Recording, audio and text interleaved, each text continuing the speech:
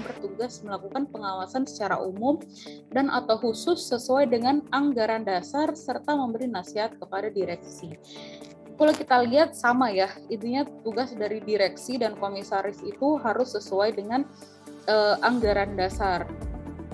Nah, ini juga sering terjadi. Misalnya ada perusahaan yang memiliki banyak direktur, tapi ternyata tidak semua direkturnya dicantumkan dalam anggaran dasar. Jadi ada beberapa direktur yang hanya direktur secara organisasi saja, namun ternyata dia tidak masuk dalam struktur di anggaran dasar. Nah, kalau seperti itu bagaimana? Nah, bila seperti itu, ini menjadi kerugian bagi perusahaan karena berarti secara tidak langsung si direktur tersebut tidak terikat dengan ketentuan dalam anggaran dasar. Maksudnya dalam hal tanggung jawab ya. Jadi dia statusnya murni hanya sebagai karyawan saja, bukan sebagai direktur yang ditentukan dalam anggaran dasar. Jadi memang sebaiknya meskipun perusahaan memiliki banyak direktur, misalnya direktur keuangan, direktur operasional, direktur apapun itu harus dipastikan bahwa masuk dalam anggaran dasar. Kemudian next. Nah, untuk tugas dan wewenang komisaris, kalau secara definisi tadi itu sederhana ya sebenarnya. Komisaris adalah untuk menasehati direksi. Nah, kalau sesuai pasal 114 UU PT, tugas komisaris itu adalah melakukan pengawasan atas kebijakan pengurusan yang dijalankan direksi dan ataupun selain pengawasan juga memberikan nasihat terkait hal-hal yang dilakukan direksi sesuai dengan kepentingan perseroan yang sesuai dengan maksud dan tujuan. Jadi lagi-lagi di sini posisi terkait maksud dan tujuan itu sering menjadi penting ya, karena memang harus dipastikan bahwa direksi melakukan sesuai maksud dan tujuan, kemudian komisaris memberikan nasihat dan pengawasan juga harus sesuai dengan maksud dan tujuan perusahaan. Kemudian selanjutnya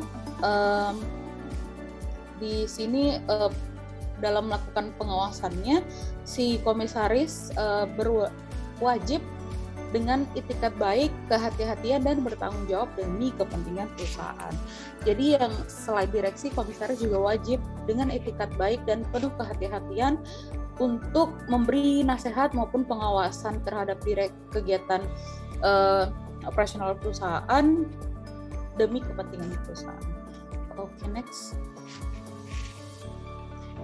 Nah, untuk tanggung jawab komisaris, kalau secara administratif, tanggung jawab komisaris itu disebutkan dalam pasal 116 UU PT. Yang pertama adalah membuat risalah rapat Dewan Komisaris dan menyimpan salinannya, kemudian melaporkan kepada perseroan mengenai kepemilikan saham dan atau keluarganya pada perusahaan tersebut dan perseroan lain. Ini sama ya dengan direksi, direksi tadi. Jadi komisaris juga wajib menyampaikan terkait daftar khusus saham yang dimilikinya pada perusahaan ataupun pada perusahaan lain.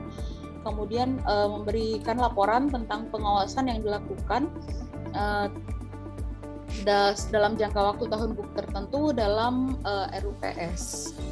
Nah, terkadang nih yang sering terjadi juga dalam perusahaan yang biasanya baru berdiri karena misalnya orangnya masih terbatas ya, sebenarnya yang orangnya itu-itu aja. Jadi dalam PT karena dia wajib ada komisaris, maka si A jadi komisaris, tapi sebenarnya dia inilah yang akan menjadi misalnya manajer keuangan di perusahaan tersebut. Dia akan melakukan segala sesuatu yang berkaitan dengan keuangan. Nah, disinilah rawan terjadi konflik kepentingan, karena pada prinsipnya ketika si perusahaan membuat laporan tahunan, otomatis dia yang buat dan dia sebagai komisaris dia yang akan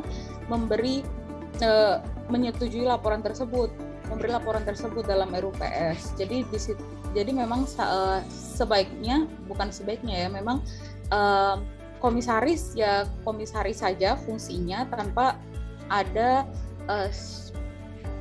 jabatan lain dalam perusahaan. Kemudian selanjutnya adalah komisaris juga bisa tidak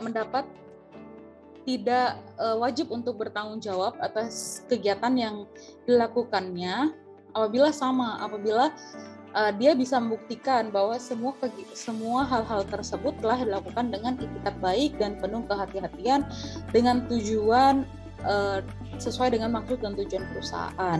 Kemudian dia juga telah mencegah direksi untuk mencegah dan memberi nasihat kepada direksi atas kerugian tersebut agar tidak terjadi seperti itu. Jadi di sini komisaris harus benar-benar membuktikan bahwa kerugian tersebut timbul setelah dia melakukan semua tugasnya dengan baik, dengan penuh kehati-hatian, dan dia juga telah memberi nasihat sebagaimana mestinya kepada direksi.